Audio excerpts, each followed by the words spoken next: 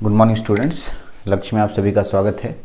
मैं अभी power amplifier का 14वां लेक्चर बना रहा हूँ और आज हम लोग क्लास बी पावर एम्पलीफायर के न्यूमेरिकल बेस्ड प्रॉब्लम पे आज थोड़ा ध्यान देंगे।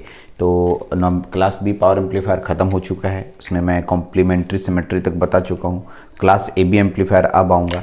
तो जनरली एग्जाम में जो है दो ही तरह के एम्पलीफायर के न्यूमेरिकल्स आपको देखने को मिलते हैं। एक क्लास ए एम्पलीफायर का न्यूमेरिकल रहता है और दूसरा क्लास बी एम्पलीफायर का न्यूमेरिकल रहता है। तो इन दोनों पर इसलिए इसका न्यूमेरिकल रहता है क्योंकि इसकी एफिशिएंसी कैलकुलेट की जा सकती है, रेसिस्टेंस कैलकुलेट किया जा सकता है। जो हम ए बी पढ़ेंगे उसमें एग्जैक्ट कैलकुलेशन संभव नहीं है, जो एफिशिएंसी का भी नहीं, इसके से इतना के बीच में आता है, वो मैं पढ़ाऊँगा, ए बी तो बताऊँगा। तो खासकर जितने भी न्यूमेरिकल्स आएंगे वो क्लास ए के आएंगे या क्लास बी के आएंगे। तो आज मेरा पूरा एनालिसिस क्लास बी पे रहेगा। कुछ बच्चों का बहुत ज़्यादा कॉल आया कि सर मेरे से प्रॉब्लम बनता ही नहीं है। ठीक है, तो ऐसा नहीं है कि नहीं बनेगा प्रॉब्लम, मैं आपको गाइड कर रहा हूँ, एकदम बनेगा प्रॉब्लम। मेरे इस लेक्चर को देखने के बाद आप प्रॉब्लम पे अगर थोड़ा सा कंसंट्रेट कीजिएगा तो एकदम बनेगा प्रॉब्लम, न्यूमेरिकल्स प्रॉब्लम बनेगा।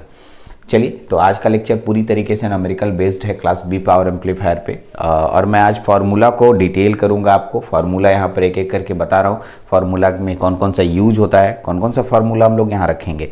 तो चलते हैं इस फार्मूला के बेस्ड पर जो बातें आती है। सबसे पहले मैं क्लास बी पावर एम्पलीफायर में बात करूँ तो IDC मैंने कॉपी में निकलवाया है, कॉपी पलट के देखिए। तो उसमें IM/पाई दो ट्रांजिस्टर यूज होता है, क्योंकि इसमें पुश पुल एम्पलीफायर है, इसलिए 2IM/पाई, ये IDC करंट हुआ।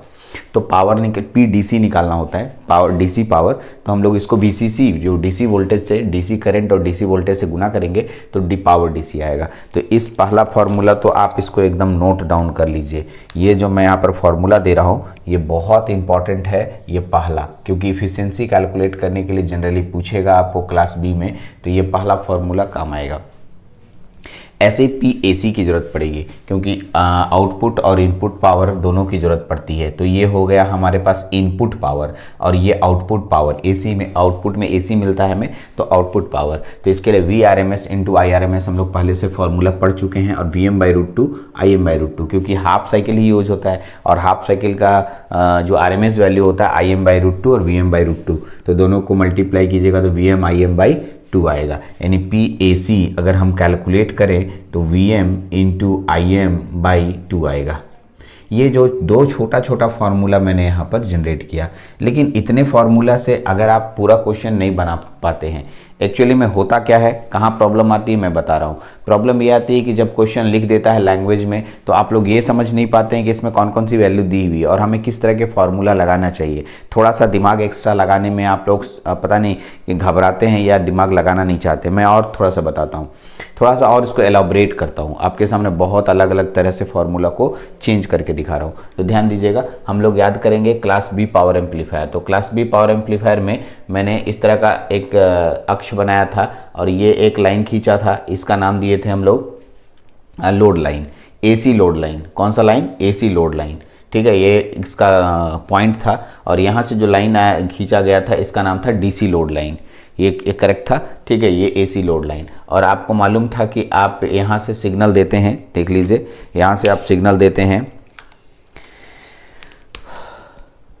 ये सिग्नल आप देते हैं और मान लिया ये इतने ही ऊंचा सिग्नल दिया आपने, कोई जरूरी नहीं है कि पूरा उतना तक देना, ये तो मैक्सिमम निकालने के लिए यूज़ करते थे।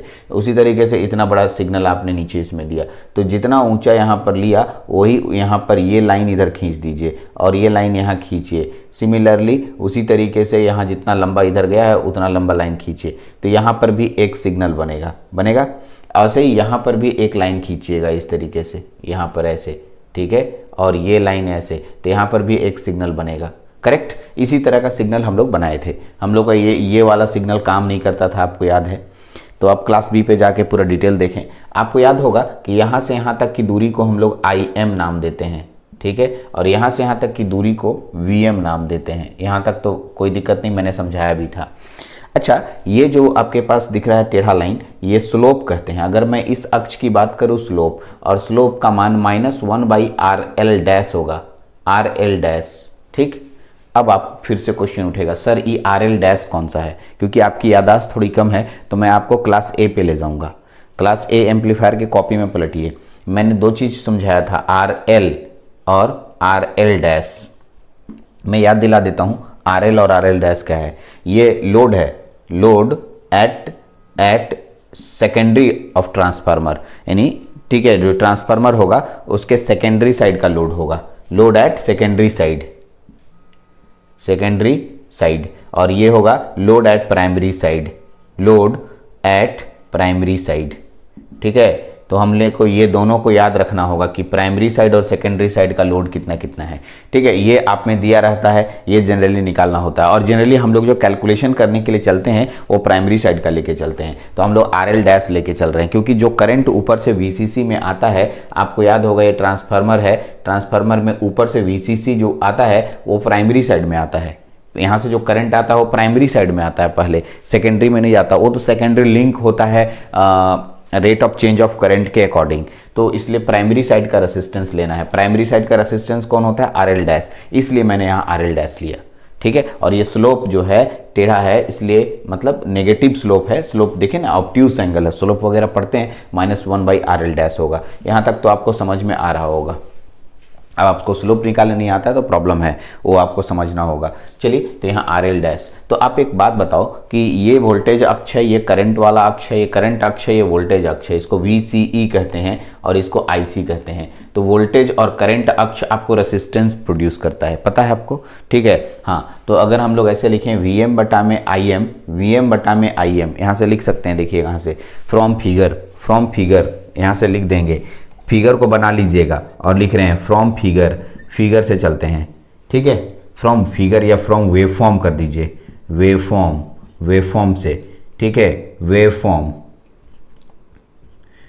में क्या कहता है, ध्यान दीजिएगा। वेवफॉर्म में आपके पास देखिए ये वोल्टेज अक्ष है और ये करंट अक्ष है। वोल्टेज यानी VM बटा में IM, हमें VM बटा में IM, ठीक है, रेसिस्टेंस देता है, यानी यहाँ पर रेसिस्टेंस आर एल डैश है। एक लड़का बोला रेसिस्टेंस तो 1/RL, वो तो स्लोप है, स्लोप के लिए आपको लेना होगा, ठीक है, IM बटा VM बटा -1/RL डैश। तो माइनस नहीं लेंगे क्योंकि रेसिस्टेंस है, रेसिस्टेंस कभी नेगेटिव नहीं लेते हैं, ऐसे नेगेटिव रेसिस्टेंस है, बट यहाँ रेसिस्टेंस नहीं, नेगेटिव नहीं लेंगे, मैग्नीट्यूड लेंगे। मैग्नीट्यूड में VM बटा IM RL डैश। बहुत इंपॉर्टेंट है ये रिलेशन, बहुत अच्छे से समझना है। अगर ये समझ रहे हैं तो फिर आगे का एक्सप्रेशन भी धीरे धीरे समझ में आने लगेगा, ठीक है। यहीं पर समझने वाला पॉइंट है, VM बटा IM बराबर RL डैश। अगर इतना क्लियर हो रहा है तो फिर आगे हम लोग यहाँ पर और भी चीजें कंप्लीट कर पाएंगे, ठीक है। ये क्लियर हो गया, ये क्लियर हो गया है, ये क्लियर हो गया है, ये क्लियर हो गया। VM बटा IM बराबर RL डैश। अरे ये भी याद करो ना जी, ऐसे तुम नहीं पढ़ता था ओम्स लो, ये वोल्टेज अक्ष, करंट अक्ष, तो यहाँ से जो भी इधर कुछ भी रेखा जाएगा तो V/I बराबर R लिखते थे, याद आ रहा होगा ना। तो जैसे ओम्स लो में पढ़ाया जाता है वही तो है। तो ये जो है 0 से गुजर रहा है और इसका स्लोप पॉजिटिव है, वहीं पर ये लाइन आ जाने से स्लोप नेगेटिव आया। तो नेगेटिव स्लोप से रेसिस्टेंस का मैग्नीट्यूड लेना है हम लोगों को, पॉजिटिव में लेके चलना। हम लोग मैग्नीट्यूड रेसिस्टेंस का पॉजिटिव लेके चलेंगे, इसलिए मैंने माइनस नहीं डाला, ठीक है। अगर -10 ओम बोलिएगा, ऐसा कोई होता है क्या? -10 ओम, यानी V/I हमेशा रेसिस्टेंस प्रोड्यूस करेगा। और RL डैश क्यों प्रोड्यूस करेगा वो मैंने बताया, क्योंकि ट्रांसफार्मर के प्राइमरी साइड में हमारा ये करंट जा रहा है, ठीक है, इसलिए हम लोग RL डैश लेंगे, RL नहीं लेंगे, ठीक है। चलिए, तो यहाँ पर से RL डैश का मान निकल गया, VM बटा IM बराबर RL डैश। अब एक बात बताइए, PAC को RL डैश के फॉर्म में भी निकाला जा सकता है। चलिए, तो अभी देखिए इसी को, यहीं पर से और 2-3 फॉर्मूला कैलकुलेट होगा। अगर मैं यहाँ से लिखूँ तो VM बराबर क्या होगा, RL डैश इंटू IM, ये दूसरा फॉर्मूला बन जाएगा ना। और अगर मैं IM बराबर निकालना चाहूँ, IM बराबर क्या हो जाएगा बताइए, VM बटा में RL डैश। मैं हर छोटे फॉर्मूला को आपके सामने रख रहा हूँ, ताकि किताबों में, एक स्टूडेंट ने तो इतना कहा कि सर मेरे को ये नहीं समझ में आता है किताब कहाँ से फॉर्मूला ले आता है। तो ऐसा कुछ है नहीं, मैं आपको हर वो फॉर्मूला भी ला के दिखा रहा हूँ। थोड़ा सा आप अपना हाथ पैर नहीं मारते हैं, सब कुछ बना बनाया चीज़ चाहिए आपको। सिर्फ एक स्टूडेंट कहता है कि सर बना के भेज दीजिए ना, हम लोग नोट कर लेंगे, समझ लेंगे। ऐसा थोड़ी होता है यार, अपना दिमाग लगाओगे तो बहुत कुछ समझ में आएगा। चलिए, तो ये आइए, ये वाला ये रिलेशन या ये रिलेशन में से कोई एक यहाँ पर पुट कीजिए। चलिए, PAC निकालिए, PAC, क्योंकि यहाँ VM और IM दोनों है। तो यहाँ पर से अगर हम VM देखिए, यहाँ पर 2 लिखा हुआ है, ओके, ठीक है, टू लिखा हुआ है, वीएम आईएम लिखा हुआ है, ठीक है। तो यहाँ पर देखिए इस वीएम और आईएम में वीएम और आईएम लिखा हुआ है और वहाँ का दोनों का रिलेशन हम आपको बताए हैं। तो दोनों मान को यहाँ एक एक करके पुट कीजिए, दो अलग अलग फॉर्मूला निकलेगा। चलिए मैं आपको निकाल के दिखाता हूँ। चलिए देखिएगा, पी ए सी यहाँ से निकालिए, पी ए सी बराबर देखिए वीएम, यदि मैं वीएम को रहने देता हूँ, ध्यान से रखिएगा, वीएम को मैं रहने देता हूँ, चलिए रहने देता हूँ, आईएम को मैं गायब करता हूँ, तो आईएम को गायब करूँगा तो ये वाला मान लाना होगा। चलिए आईएम को मैं गायब किया तो यहाँ से लाइए, क्या हो जाएगा हमारे पास वीएम और नीचे में 2 था, 2 रहने दीजिए और नीचे में आर एल डैश, क्योंकि वीएम का आर एल डैश आएगा, ठीक। यानी कि यहाँ से जो फॉर्मूला बना, क्या बना सर, वीएम का स्क्वायर बटा में 2 इंटू आर एल डैश। ये पी ए सी निकालने का ये फॉर्मूला अगर आपको याद नहीं है, ये याद है तो पर भी आप पी ए सी कैलकुलेट कर सकते हैं, ठीक है। अब ध्यान दीजिएगा, मैं फॉर्मूला को अलग अलग कंसीडर कर रहा हूँ, अलग अलग निकाल के आपके सामने रख रहा हूँ ताकि आपको ये लगे कि कोई भी फॉर्मूला हम कभी भी लगा सकते हैं। समझिए पहले फॉर्मूला को। एक लड़का बोला नहीं सर ऐसा करते हैं ना, पी ए सी रहने दीजिए। यहाँ पर आप क्या किए, आपने तो बदला सर, यहाँ पर देखिए वी एम बटा आई एम बटा 2 था, तो इसमें वी एम आप रहने दिया, अब आई एम को वी एम बदल दिया, अब वी एम को बदल दीजिए। चलिए तो यहाँ से हम लोग V M into I M, तो वी एम हटाइए, वी एम का मान क्या देखिए तो R L dash into I M, ठीक है, फिर इंटू आई एम एक बार और बटा 2, ठीक। तो यहाँ से क्या निकलेगा आप देख सकते हैं, ठीक है, आई एम का square into are L dash बटा में 2, तो ये पी ए सी का मान निकल गया, ठीक है। तो ध्यान दीजिएगा कि कोई भी फॉर्मूला आप यूज कर सकते हैं, फॉर्मूला आपके हाथ में है। ये सब फॉर्मूला आपको अपने से समझना है कि कैसे मैं फॉर्मूला निकाल रहा हूँ, कुछ नहीं, इसका फॉर्मूला उधर, उसका फॉर्मूला इधर, पुट पाट करके नया नया फॉर्मूला निकाल। पी ए सी ये भी है, पी ए सी ये भी है, पी ए सी ये भी है। हमको क्वेश्चन में जो रिक्वायरमेंट या जो क्वेश्चन में दिया रहेगा उसको मैं क्वेश्चन बना के भी दिखाऊंगा, आप घबराए नहीं। पहले तो ये फोबिया दूर करना आपके दिमाग से कि एग्जैक्टली 3-4 फॉर्मूले हैं, उसी को इधर उधर इधर उधर कर रहे हैं।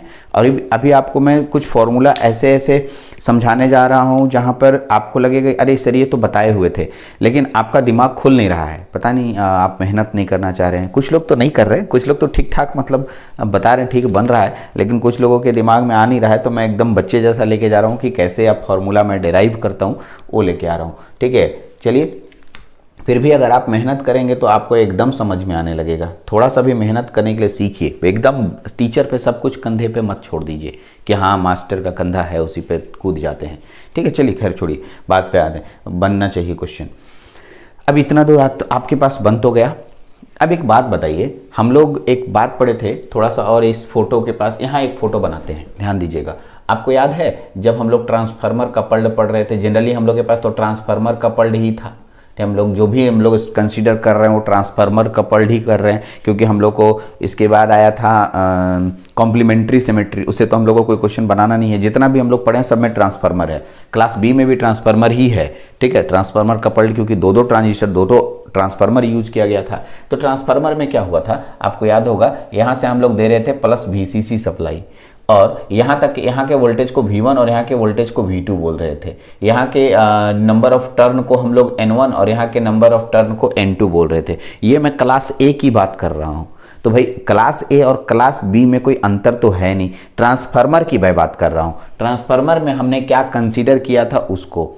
चलिए इसी में एक गलती हुई थी मेरे से, जो कि मैंने स्टेप डाउन ट्रांसफार्मर ले लिया था और मैंने, ठीक है, N2 को ग्रेटर कर दिया था। तो यहाँ पर एक बात और बोल रहा हूँ, सुधार रहा हूँ कि आप N1 को ग्रेटर करेंगे स्टेप डाउन में, ठीक है, वहाँ पर सुधार लेंगे आप। N1 और N2 मेरा लिखा हुआ था तो मैंने ऐसे कर दिया था स्टेप डाउन में।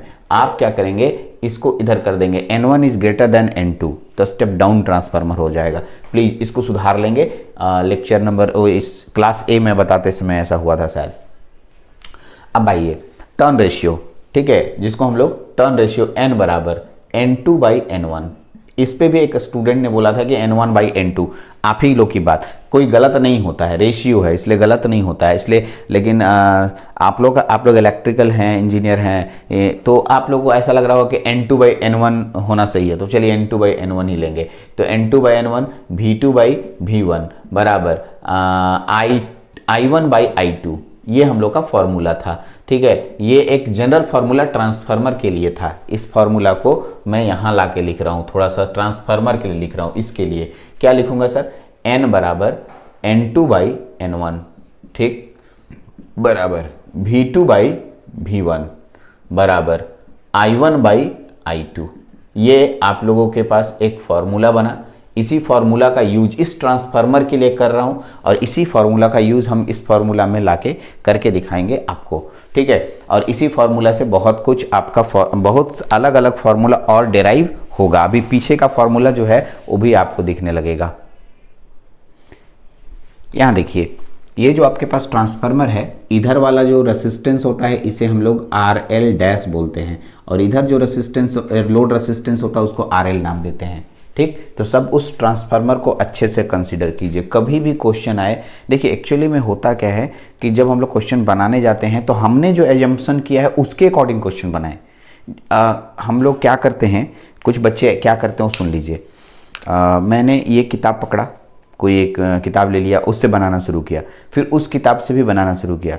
एक्चुअली में किताब जो है एजम्पशन अपने अनुसार से लेता है। मान लिया कि मैंने यहाँ पर V1 लिया है, वो कुछ और लेगा, VP ले लेगा या NP ले लेगा, नाम बदल दिया, और अब आप उस क्वेश्चन का आंसर देखने जा रहे हैं और आपके मेरे बनाए हुए तरीके से एकदम अलग हो रहा है। कंसेप्ट वही रहता है, लेकिन आप लोग क्या करते हैं, किताब को मिलाते हैं पॉइंट बाय पॉइंट, शब्द बाय शब्द।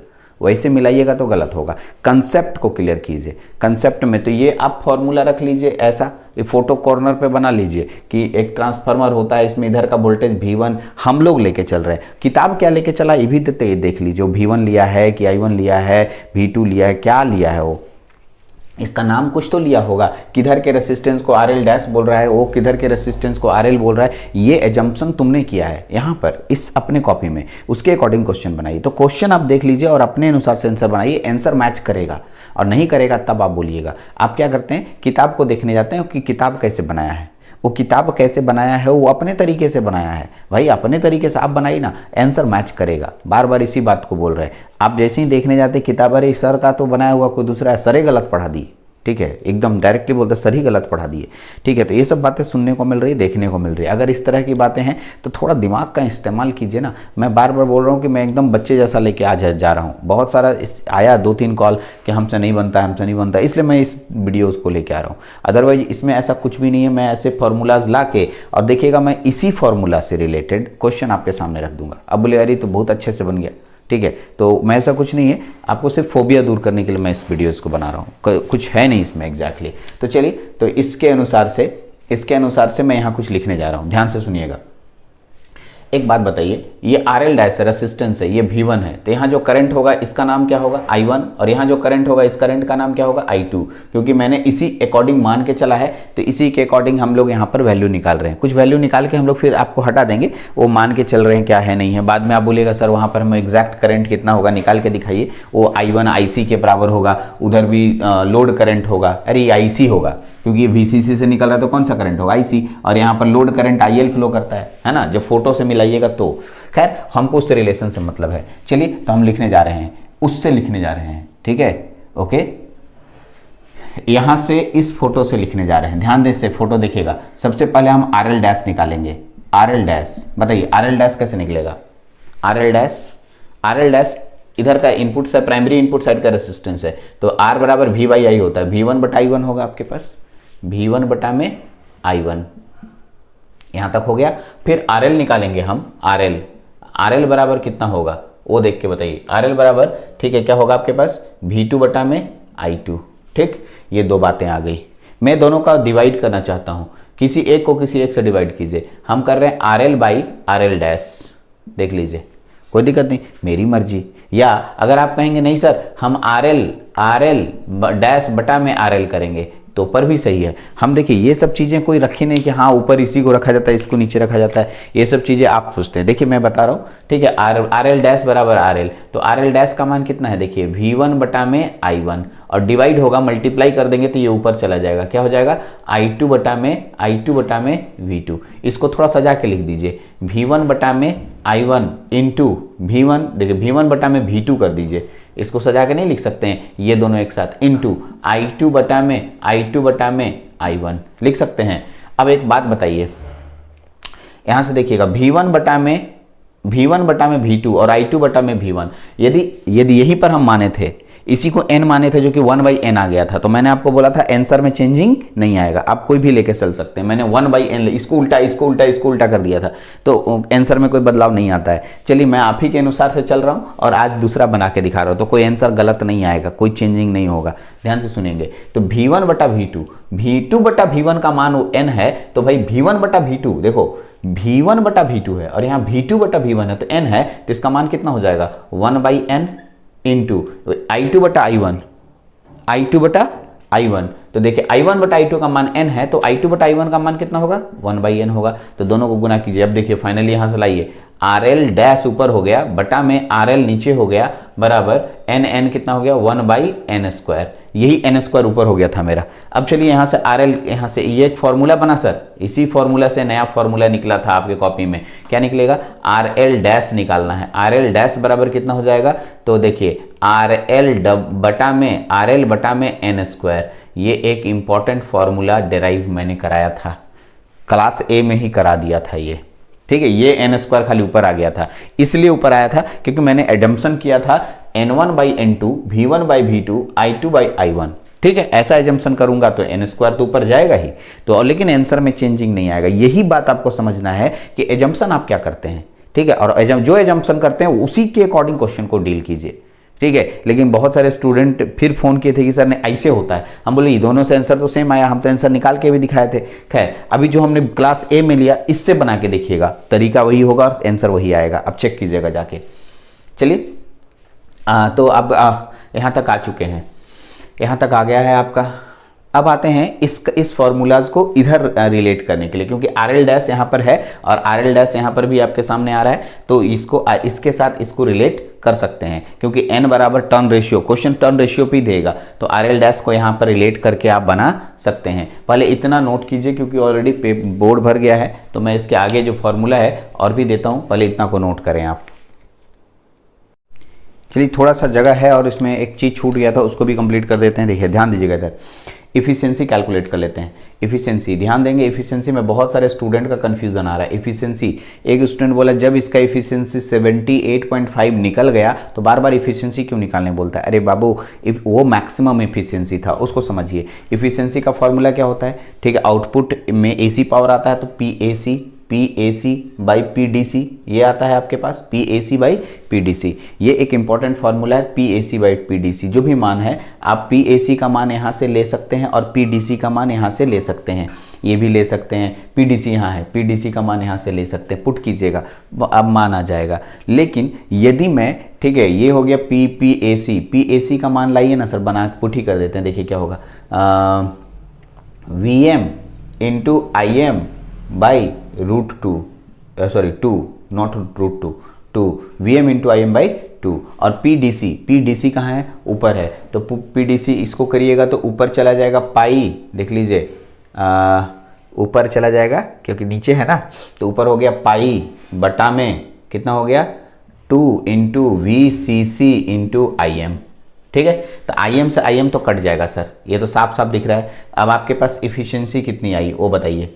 तो चलिए देखिए क्या होगा, π/2 दिख रहा है अलग, हाँ हो गया सर, और ऊपर में बचेगा π/4 होगा, π/4 हो गया। देखिए 2 2 4 इंटू ऊपर में बचा VM और बटा में नीचे में बचा VCC, ठीक है, यही ना बचा VM/VCC। यहीं पर सबसे इंपॉर्टेंट रिलेशन आता है, ये इफिशियंसी का फॉर्मूला हुआ, किसका, इफिशियंसी का।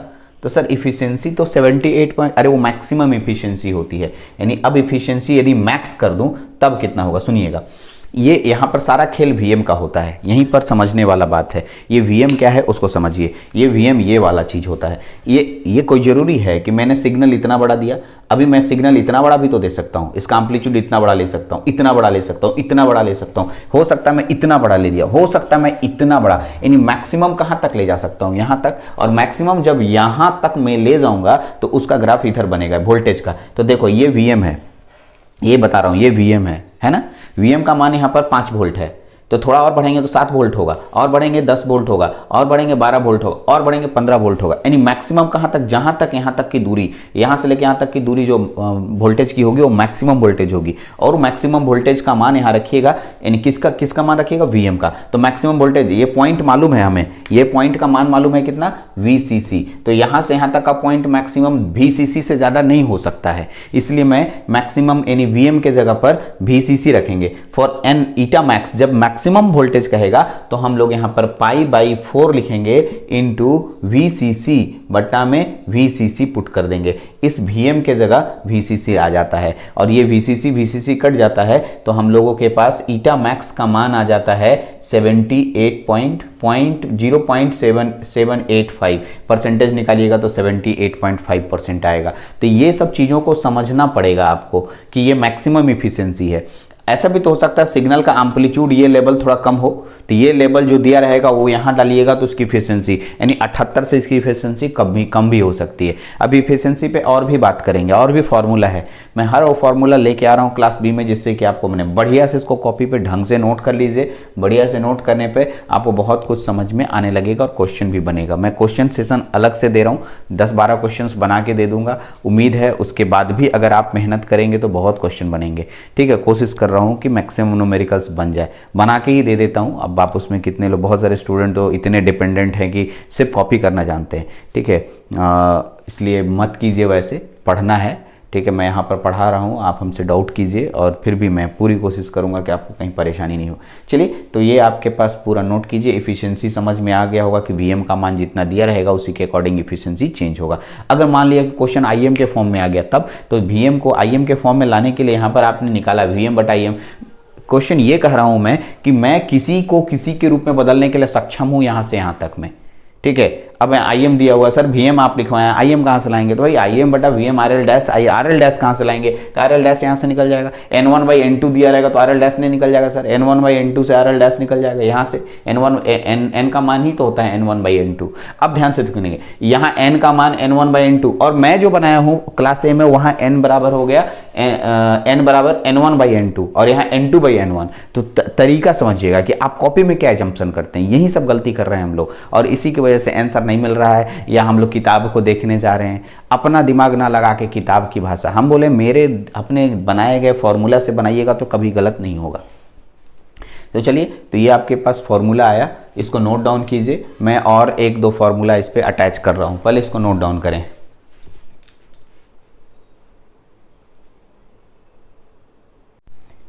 अब देखिए मैंने यहाँ पर लिखा, थोड़ा सा इधर फोटो मिटा के बना दे रहा हूँ, पावर डिसिपेशन। ये एक इंपॉर्टेंट है, बार बार पूछा जा रहा है कि पावर डिसिपेशन होता क्या है। पहले समझिए पावर डिसिपेशन होता क्या है। हम लोग के पास 2 तरह के पावर यहाँ पर हैं। एक पावर है जो इनपुट साइड में है, उसका नाम है हम लोग पीडीसी, डीसी पावर हम लोग बोलते हैं, और जो आउटपुट में हमें मिल रहा है वो एसी पावर मिल रहा है। ठीक है, सोचिएगा मेरी बात को, डेसिपेशन पढ़ रहे, पावर डेसिपेट कितना हुआ, खर्च कितना, फालतू कितना हो गया, बर्बाद कितना हो गया, उसको हम लोग निकाल रहे हैं। तो मान लिया मैंने 10 किलो कैलोरी एनर्जी लिया, 8 किलो कैलोरी एनर्जी आगे साइड ट्रांसफ़र कर दिया। ध्यान से सुनिएगा मैं क्वेश्चन क्या बोल रहा हूँ। 10 किलो कैलोरी एनर्जी मैंने लिया, 8 किलो कैलोरी एनर्जी मैंने उसको एनर्जी को ट्रांसफ़र कर दिया। कितने किलो कैलोरी एनर्जी आपने बर्बाद कर दिए? तो तुरंत बोलेगा अरे सर 8 आया, 10 आया, 8 आपने यूज कर लिया, आप 8 का दिख रहा है कन्वर्जन, तो 2 बर्बाद हो गया। 2 कहाँ बर्बाद हुआ सर? तो आपके लेने, हाथ पैर इधर उधर करने में आपने बर्बाद कर दिया। सिंपली एकदम क्वेश्चन है, इसी क्वेश्चन पे सब जवाब छिपा हुआ है। आपने डीसी दिया, ठीक है, उसमें एसी आपको आउटपुट में मिला, भाई कुछ तो बर्बाद हुआ होगा, तो वही तो पावर डिसिपेशन निकालना है। तो देखिएगा, ठीक है, क्या लिख रहे हैं, it is the difference, it is the difference of PAC and PDC. PAC और पीडीसी का डिफरेंस को हम लोग क्या बोलते हैं? Power dissipation. ठीक है, तो अब ऑब्वियस सी बात है, एफिशिएंसी 78% है अधिकतम, तो ऑब्वियस सी बात है एसी छोटा है और डीसी बड़ा है, तो हम लोग बड़ा से छोटा घटाएंगे। ठीक है, ऐसा थोड़ी माइनस में लेके चलेंगे। यानी पावर डिसिपेशन जिसको पीडी बोलते हैं आप, पीडी पावर डिसिपेशन बराबर पीएसी में से पीडीसी घटा दीजिए, पीएसी में से पीडीसी घटा दीजिएगा तो पावर डिसिपेशन निकल जाएगा। ध्यान से सुनिए, फिर से एक बार फॉर्मूला दे रहा हूं। यदि मैं पावर डिसिपेशन निकाल रहा हूं तो PAC में से PDC घटा दूंगा। तो PAC और PDC आपको पता है, यहीं पर से हम लोग फॉर्मूला कैलकुलेट करेंगे PAC और PDC। अब इसमें PAC का मान डालिए और PDC का मान डालिए, ये निकाले हुए हैं आप, इसीलिए मैंने नहीं मिटाया कि आप वहां से देख के लिखेंगे। चलिए तो पावर डिसिपेशन निकालते हैं हम लोग PD। जब हम PD निकालने जा रहे हैं तो PD बराबर PAC हमारे पास कौन है, PAC पहले PDC ना होगा जी, पहले बड़ा कौन हुआ आपके पास PDC, और उसमें छोटा कौन हुआ PAC, क्योंकि DC छोटा है, AC छोटा है, DC बड़ा है, बार बार इसमें कंफ्यूज हो रहे हैं, सॉरी। PDC बड़ा है, PAC छोटा, PDC माइनस PAC, तो मान तो वही होगा, मैग्नीट्यूड तो वही निकलेगा, हमको मैग्नीट्यूड से मतलब है। तो देखिए PDC कहाँ है हमारे पास, तो ये पूरा मान लाइए, क्या लिखा हुआ है ध्यान से देखिएगा, VCC इंटू 2IM बटा में पाई, ये इसका मान है, माइनस PAC यहाँ से लाइए, क्या हो जाएगा आपके पास VM इंटू IM बाई, ठीक है, 2। एक काम करते हैं, इसमें से VM या IM में से किसी एक को एक जैसा बदल देते हैं तो हम लोग को कुछ पता चलेगा। पावर डिसिपेशन बराबर, चलिए IM को हटा देते हैं, IM बराबर यहाँ से निकाल चुके हैं, देखिए IM बराबर क्या निकाले, VM बाई RL डैश, किसी एक को बदल दीजिए, एक जैसा आ जाएगा, VM इंटू 2, यानी IM हटाइएगा तो क्या होगा VM बाई RL डैश, यहाँ क्या लिख देंगे VM by pi into RL dash, ठीक है, अच्छे से समझिएगा, कोई घबराने की बात नहीं है। यहाँ से देखिए VM को VM रहने दीजिए और 2 को 2 नीचे रहने दीजिए, और यहाँ IM को गायब कीजिए, IM कहाँ है सर, IM को गायब कीजिएगा तो VM बाई RL डैश आएगा, यानी यहाँ से लिख सकते हैं VM square by RL dash. ये आपके पास पावर डिसिपेशन का एक जनरल फॉर्मूला आ गया, ठीक है, यही फॉर्मूला यूज करेंगे। लेकिन किसी किसी किताब में यहीं तक, जैसे आप इफिशिएंसी निकाले थे, ये इसका फॉर्मूला अलग था, और मैक्सिमम इफिशिएंसी का फॉर्मूला एकदम अलग है ना, मैक्सिमम अलग होता है। वैसे ही पावर डिसिपेशन यहाँ है, हम पावर डिसिपेशन मैक्सिमम निकालते हैं। अब हेडिंग डाल रहे हैं maximum power dissipation, maximum power dissipation. आपको इसमें यूज करने लगेंगे मैक्सिमम पावर ट्रांसफर थ्योरम, बहुत बार पढ़े हैं ना, वही बात यहाँ पर भी हम लोग करेंगे। यानी मैक्सिमम पावर डिसिपेशन के लिए मैक्सिमम पावर ट्रांसफर थ्योरम एक थ्योरम है जो आप लोग को पढ़ाया गया है, उस थ्योरम का यहाँ पर प्रयोग करेंगे। तो आप अच्छे से मैक्सिमम पावर ट्रांसफर थ्योरम जानते हैं कि मैक्सिमम पावर निकालने के लिए क्या करते हैं आप। तो मैक्सिमम पावर निकालने के लिए क्या करते हैं उसके लिए सुन लीजिएगा। मैक्सिमम पावर निकालने के लिए कुछ कंडीशंस आता है, ठीक है। चलिए तो मैक्सिमम पावर निकालने के लिए हम लोग क्या करते हैं, ठीक है, for the calculation of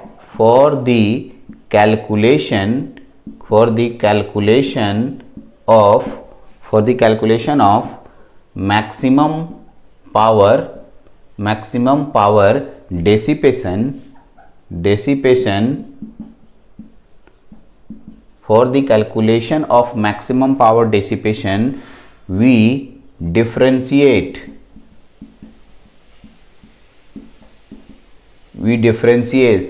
PD with respect to VM के रेस्पेक्ट में इसको डिफरेंशिएट कर देंगे तो मैक्सिमम पावर आ जाएगा। अब मैक्सिमम पावर के लिए अब हम मैक्सिमम पावर ट्रांसफर थ्योरम नहीं पढ़ाने वाले हैं, कॉपी आप पलटिए, और इसलिए मैं बोलता हूं कि पीछे की चीज़ें सब यूज होती हैं। और अभी आपको Rajiv sir maximum power transfer theorem पढ़ाए होंगे कि कंडीशन भी निकालते थे। आप याद कीजिए कि RL बराबर समथिंग कुछ आता था कि आपके पास एक कंडीशन आता, कंडीशन यहाँ भी आएगा, और उसी कंडीशन से हम मैक्सिमम पावर डेसिपेशन भी निकालेंगे। पावर डेसिपेशन तो निकल ही चुका है। चलिए तो हम लोग क्या बोले कि इसको डिफरेंशिएट कर देंगे, डिफरेंशिएट कीजिएगा dP बाई dVm, ठीक है, मतलब ये PD, ध्यान से सुनेंगे, D बटा में dVm यहाँ रह गया, और यहाँ पर हो गया कौन सा सर, तो dPm, PD पावर डेसिपेशन, ये पावर डेसिपेशन है और उसको वोल्टेज के रेस्पेक्ट में डिफरेंशिएट करना है। डिफरेंशिएशन सभी को आता है, अब मैं डिफरेंशिएशन नहीं सिखाने वाला, ठीक है। अब ये कहेगा कि डिफरेंशिएशन बता दीजिए, तो नहीं, ये पूरा कांस्टेंट हो गया VM का डिफरेंशिएशन 1, ठीक। इसका मतलब बाकी बच गए कितने, 2VCC बटा में पाई इंटू RL डैश। अरे Vm खाली है तो Vm, ये तो सारा कांस्टेंट वैल्यू है, तो Vm हमारा वेरिएबल है, Vm के रिस्पेक्ट में x का डिफरेंशिएशन x का 1 होता है। चलिए माइनस, यहाँ पर आइए Vm, यहाँ Vm स्क्वायर है और ये 1/2, यहाँ लिख देंगे 1/2 RL डैश, देख लीजिए, इंटू Vm स्क्वायर का डिफरेंशिएशन कितना होगा, 2Vm होगा जी, हाँ जी 2Vm होगा सर यहाँ से यहाँ तक। तो देखिए ये 2 से ये 2 कट जाएगा और आपके पास यहाँ पर से DPA, इसमें से एक कंडीशन बनेगा मैक्सिमम पावर ट्रांसफर थ्योरम के लिए, ये तो डिफरेंशिएट किए, ठीक है। For calculation of maximum power dissipation we differentiate PD with respect to Vm और DP बराबर DVM बराबर 0 करते हैं हम लोग, ठीक है। तो पहले इसका कंडीशन निकाल लीजिए, यानी हम लोग DPD बटा में DVM बराबर कितना आता है, तो आपके पास कितना आ गया बता दीजिए, 2VCC बटा में पाई इंटू RL डैश बराबर, यहाँ से कितना हो गया, Vm बटा में, सॉरी माइनस नहीं होगा, माइनस होगा, बटा में RL डैश, इतना आ गया सर, ये इतना आ गया। अब इसके बाद उधर थोड़ा मिटाते हैं हम उस वाला पोर्शन को और आपको इसको कंप्लीट करके दिखाते हैं। देखिएगा क्या लिखे थे, मैक्सिमम पावर डेसिपेशन, तो उधर लेके जाते हैं, इसका एक बार फिर से पढ़े, for the calculation of maximum power dissipation we differentiate PD with respect to Vm and इसमें एक और सब छूट गया, एंड इक्वेट इट टू 0 से इक्वेट भी किया जाता है, ये बात को भी ध्यान रखना है। ये किससे इक्वेट करते हैं हम लोग, 0 से इक्वेट करते हैं, दिख रहा होगा पूरा अच्छा से, एकदम करेक्ट, 0 से इक्वेट करते हैं। इसका मतलब DPD बराबर इतना आया, बराबर क्या लिखेंगे, 0, इससे एक रिलेशन बनेगा, ये यहाँ पर भी 0 लिख सकते हैं, ठीक है। इतना तो डिफरेंशिएशन हुआ, इतना इसका डिफरेंशिएशन यहाँ से लाए और इतना बराबर 0 इक्वेट करेंगे तो मैक्सिमम पावर डिस्ट्रीब्यूशन का मेरे पास कंडीशन आ जाएगा। आइए यहाँ से इसको इक्वेट करेंगे तो ये वाला टर्म उधर भेजिए, क्या होगा देखिएगा, 2VCC बटा में पाई इंटू RL डैश बराबर हमारे पास क्या आ गया, Vm बटा में RL डैश, ठीक। तो RL डैश से ये वाला टर्म खत्म हो गया, यानी हम लोग को Vm बराबर यहाँ से कैलकुलेट हो जाएगा सर। Vm बराबर क्या कैलकुलेट हुआ, तो Vm बराबर हो गया 2VCC बटा में पाई। कभी भी मैक्सिमम पावर डेसिपेशन निकालने बोलेगा तो ये कंडीशन, ये यहाँ लिख सक रहे हैं, देखें, दिस इज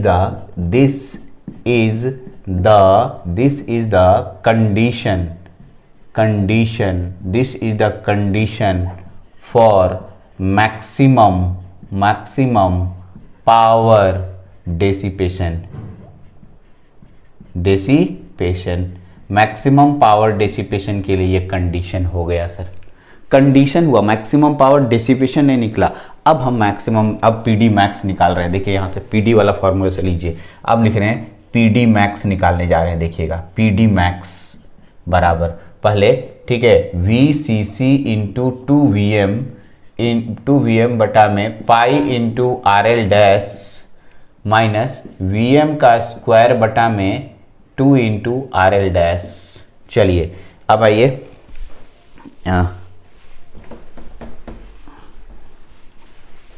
चलिएगा, इसको देखिएगा तो यहाँ पर कुछ नहीं करना है, यहाँ पर Vm का मान, मैक्सिमम पावर के लिए Vm का मान इतना ला के रखना है। चलिए रखिए यहाँ पर VCC इंटू 2 रहने दीजिए, इंटू Vm का मान कितना हो गया, 2VCC और नीचे में पाई आएगा, तो देखिए नीचे में पाई पहले से है, इंटू RL डैश हो गया, into pi, 2VCC by pi आ गया, माइनस यहाँ पर आइए Vm का स्क्वायर, तो यहाँ हो गया 4VCC का स्क्वायर बटा में इसमें पाई स्क्वायर हो जाएगा और नीचे में आ जाएगा 2 pi square into RL dash, ठीक है। तो ध्यान से देखेंगे यहाँ भी पाई स्क्वायर RL डैश, यहाँ पर 2 है तो एलसीएम में 2 आ जाएगा, 2 पाई स्क्वायर RL डैश, ठीक। तो यहाँ से इसको भागा देंगे तो 2 आएगा, 2 से इसको मल्टीप्लाई करेंगे तो कितना होगा, 8 VCC का स्क्वायर, ठीक है ना, 2 2 जा 4, 4 2 जा 8 VCC का स्क्वायर माइनस ये कट जाएगा 4 VCC का स्क्वायर, देखिए क्या निकल रहा है, PD मैक्स निकल रहा है सर, ठीक। आइए 8 VCC में से 4 VCC स्क्वायर घट जाएगा, तो क्या बच जाएगा आपके पास 4 VCC का स्क्वायर बटा में यहाँ हो जाएगा कितना 2 पाई स्क्वायर RL डैश। ठीक, ये हो गया PD मैक्स। चलिए सर आगे बढ़ते हैं, ये 2 से कट जाएगा, 2 2 हो जाएगा, तो यहाँ हो गया हमारे पास कितना आ गया PD मैक्स का मान 2 VCC का square divide by pi square into RL dash. तो कभी भी PD मैक्स निकालने के लिए कहेगा तो PD मैक्स बराबर 2 by pi square VCC square by RL dash, एकदम करेक्ट। तो ये देखिए PD मैक्स निकाल दिया मैंने। आज के बाद कभी भी मैक्सिमम पावर डेसिपेशन पूछेगा तो 2 by pi square into VCC का स्क्वायर बाई RL डैश, ये फॉर्मूला एकदम बेधड़क बेझिझक लगा दीजिएगा। लेकिन यदि पावर डेसिपेशन पूछेगा तो आप ये फॉर्मूला लगाइएगा।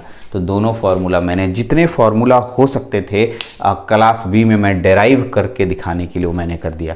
तो भाई ये मैंने क्या किया, कुछ नहीं, एक क्वेश्चन बनाया, समझ के चलिए कि मैंने क्वेश्चन को डेराइव किया।